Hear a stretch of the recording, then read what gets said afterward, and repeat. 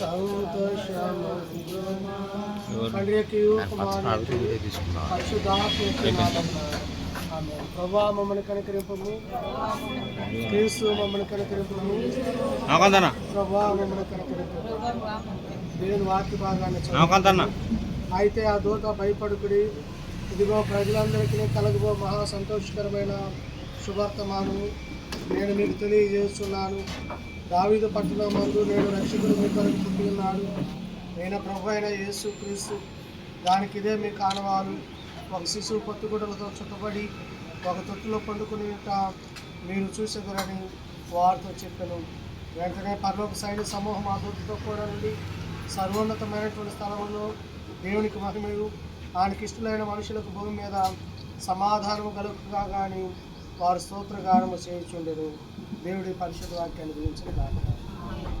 దేవుడు అంటే మాకు ఒక రక్షకుడు కావాలి, మా యోగక్షేమాలు తెలుసుకునేటువంటి ఒక నాయకుడు కావాలి, అన్ని విషయాల్లో మాకు చేయూతనిచ్చేటువంటి నాయకుడు కావాలి. రాజకీయ పరంగా వారి యొక్క ఉన్నతమైనటువంటి జాతులకు సహాయం చేస్తున్నారు, కానీ బడుగు బలహీన వర్గాలకు ఎలాంటి సహాయం లేదు, వీరిని ఆదరించేవారు లేరు అని వారు ఒక రక్షకుడి కొరకు ఎదురు చూస్తున్నప్పుడు దేవుడు అంతకుముందు తన ప్రణాళిక ద్వారా 700 సంవత్సరాలకు ముందు ప్రణాళికలో యేసుక్రీస్తు ప్రభువారి గురించి ప్రవచించిన ప్రవచనంలో ఆయన ఈ లోకంలోనికి రావడం జరిగింది. ఆయన వచ్చి ఈ సువార్తను ఎక్కడ తీసుకెళ్ళాడంటే బడుగు బలహీన వర్గాలలో పేదలైనటువంటి వారు, అణదొక్కబడినటువంటి జాతుల్లో ఉన్నటువంటి వారికి ఈ సువార్తను తీసుకెళ్ళారు. యేసుక్రీస్తు ప్రభువారి యొక్క ఉద్దేశం ఏంటంటే తారతమ్యాలు లేవు, అందరూ కూడా సమానత్వం కలిగి ఉండాలనేటువంటిది వారు ఉన్నటువంటి ఉద్దేశం. మరి ఈ సమయంలో ఈ 75 రోజు రిలే దీక్షలో ఈ క్రిస్మస్ దినాలను జ్ఞాపకం చేసుకుంటూ మరి కోటేశ్వరరావు గారిని ఎంతైనా మనం అభినందించాల్సినటువంటి విషయం. లేదంటే వారికి వారుగా ఇంట్లో ఉండి హ్యాపీగా కారు మీద కాలేసుకొని ఉండేటువంటి పరిస్థితి, అలాగే వారి ఇంట్లో కూర్చొని సమస్య ఆర్డర్ పెట్టుకొని తినగలిగేటువంటి పరిస్థితి. కానీ ఇక్కడ ఉన్నటువంటి సామాజికపరమైనటువంటి పరిస్థితుల్లో కొంతమందికి మాత్రం న్యాయం జరుగుతుంది, అందరికీ జరగడం లేదని వారు తలంచి వారి పక్షంగా వారు ఈ రీతిగా లేచి ఈ రిలే నిరాహార దీక్ష ప్రారంభించి రాజధానిలో ఉన్నటువంటి రైతులకు సమాంతర న్యాయం జరగాలి. వారి కష్టం, వారి జీవితకాలం అంతా పంట పండించుకునేటువంటి భూములు త్యాగం చేసేస్తున్నప్పుడు వారికి సరైనటువంటి న్యాయం కావాలని వారు ఈరోజు ఈ నిరాహార దీక్షను ప్రారంభించారు. ఇప్పుడు 175 రోజు చేరువచ్చినటువంటి సందర్భంలో ప్రభుత్వం దీనికి స్పందించి మరి వీరు ఏదైతే డిమాండ్స్ చేస్తూ వారి కొరకు కాదు కానీ రైతుల కొరకు వారు చేస్తున్న డిమాండ్స్ను వారు అర్థం చేసుకొని రైతుల పక్షంగా మరి కోటేశ్వరరావు గారు వెల్లించినటువంటి వినతులను స్వీకరించి ప్రభుత్వం దిగి రావాలని, అందుకొరకైనటువంటి క్రైస్తవ విశ్వాసాలు చూస్తున్నటువంటి నివాదులు కూడా వ్యక్తిగతంగా ఈ కార్యక్రమం కొరకు, వారి క్షేమం కొరకు, అలాగే ప్రజలందరి కొరకు, రైతుల కొరకు వారు చేస్తున్నటువంటి రిలే నిరాహార దీక్ష సక్సెస్ అయ్యి వీరి డిమాండ్స్కు ప్రభుత్వం దిగి వచ్చి సహాయం అందించి రైతులకు సమాంతర న్యాయం చేయాలని కోరుకుంటూ మరి సమయంలో క్రిస్మస్ శుభాలు తెలియజేస్తూ ఈ నిరాహార దీక్షను 175 రోజుకు తీసుకొచ్చినటువంటి మరి కోటేశ్వరరావు గారికి సమపక్షంగా క్రిస్మస్ శుభాలు తెలియజేస్తూ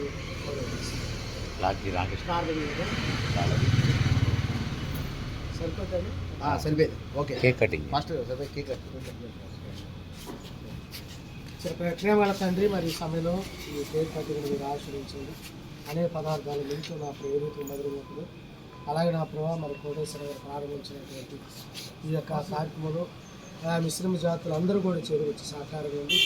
ప్రభుత్వం యొక్క నా ప్రభావ వీరి యొక్క డిమాండ్స్ ఒప్పుకొని ప్రజలకు, రైతులకు న్యాయం చేయనట్లుగా మీ యొక్క అందుకు గాను నా ప్రభావ ఈ యొక్క తీపి పదార్థం ద్వారా మీరు నోటిని తీపి చేస్తున్నట్లే ఒకదినాడ రైతులకు నా ప్రభావ ఇటు తీపి కబురు అందించే వాక్యాన్ని దయచేయమని యేసయ్య నామములో ప్రార్థిస్తున్నాను.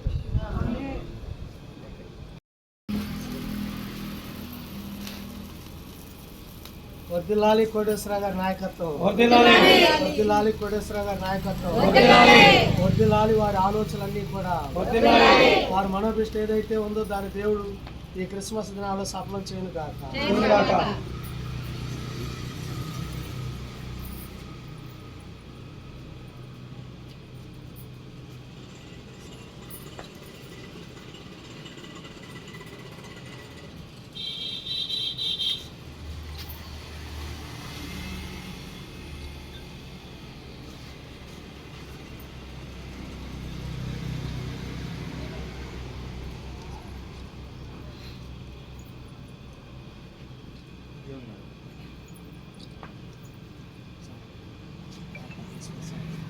175 రోజులు దాటి దేవుడు కదా మనం ఈ 175 రోజుల నుంచి రిలే నిరాకరణ చేస్తా ఉన్నాం. రెండో ల్యాండ్ పూలింగ్ చేయబోతున్నాం కదా, దాన్ని ఉద్దేశించి మీరు ఏం చెప్పగలరు?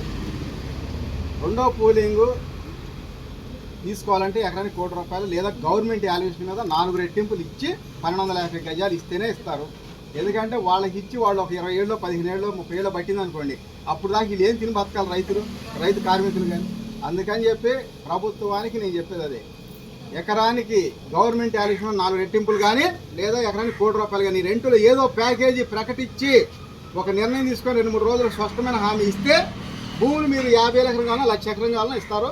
అవి ఎలా చేయాలో కూడా నేను చెప్పే ఒక సలహా, మేనేజ్మెంట్ సలహా ఇస్తే ఇస్తాను. నాకు సలహా మేనేజ్మెంట్ అప్పచెప్తే నేను ప్రభుత్వానికి 50 లక్షల కోట్ల ఆస్తి అప్పచెప్తాను. డెవలప్మెంట్ చేసి ఎకరానికి ₹1,00,00,000 రైతులకు అప్పచెప్పి మరి రైతు కూలీలు కూడా నెలకి ₹10,000 ఇచ్చి మరి అప్పచెప్తాను. ఇప్పుడు మీరు అడిగే ఈ హామీలు మొదటి ల్యాండ్ పూలింగ్ వరకు, రెండో ల్యాండ్ పూలింగ్ ఇద్దరికి కలిగా? రెండో ల్యాండ్ పూలింగ్ మూడో ల్యాండ్ పూలింగ్కే ఈ ఫస్ట్ పూలింగ్ వాళ్ళంటే ఆల్రెడీ తీసుకున్నారు కాబట్టి అది బాబు గారు చూసి ఇచ్చారంటే అది బాబు గారు చూసుకోవాలి ఆ విషయం. మేము పోరాటం చేస్తాం సెకండ్ పూలింగ్ మీద కాబట్టి వీళ్ళకి మన హామీలు వచ్చేస్తే ఆ ఫస్ట్ పూలింగ్ వాళ్ళకి కూడా ఏంటంటే పాపం ఇబ్బంది లేదన్నా ఉంటే ఆ ప్లాట్ డెవలప్మెంట్ చేసి అప్పచెప్పి వాళ్ళకి గవర్నమెంట్ ద్వారా నుంచి బ్యాంకుల ద్వారాగా గజానికి ఇంత అని చెప్పి ఇస్తే ఎకరానికి ఒక 50 లక్షల ₹1,00,00,000 లోన్ పరంగా ఇవ్వాలని చెప్పి నేను కోరుకుంటా ఉన్నాను, వడ్డీ లేకుండా.